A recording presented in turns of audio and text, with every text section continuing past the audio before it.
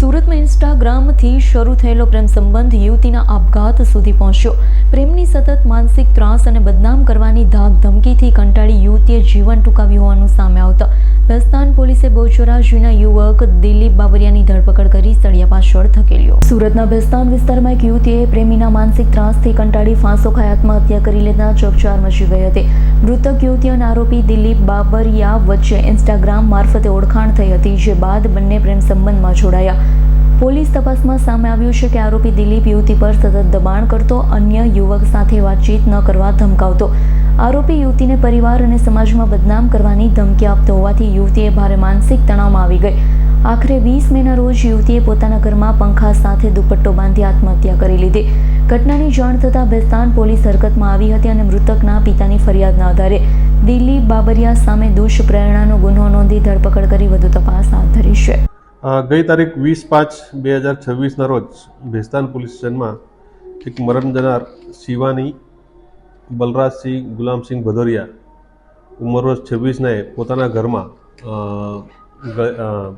ગળે ફાંસો ખાઈ સુસાઇડ કરવાનો કેસ રજીસ્ટર કરવામાં આવેલ.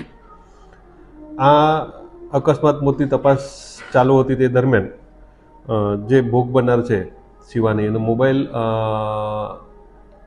ઓપન થતાં ફરિયાદી શ્રી એના પિતાજી બલરાજસિંહ ગુલાબસિંહ ભદોરિયાને જાણવા મળેલ કે જે આ ભોગ બનનાર છે એનું આજથી 7 વર્ષ પહેલાં એક દિલીપભાઈ ભનુભાઈ બાબરિયા સાથે ઇન્સ્ટાગ્રામ પર પરિચય થતાં પ્રેમ પ્રકરણ થયેલો. અને આ દિલીપ જે બાબરિયા છે એ અન્ય કોઈ સાથે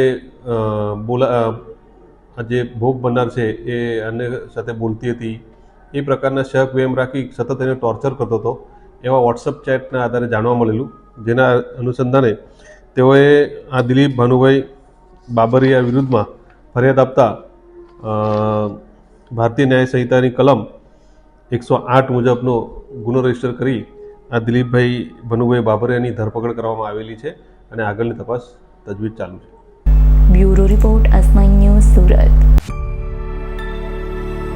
અમારી તમામ માહિતીથી અપડેટ રહેવા માટે જોડાયેલા રહો S9 ન્યૂઝ સાથે.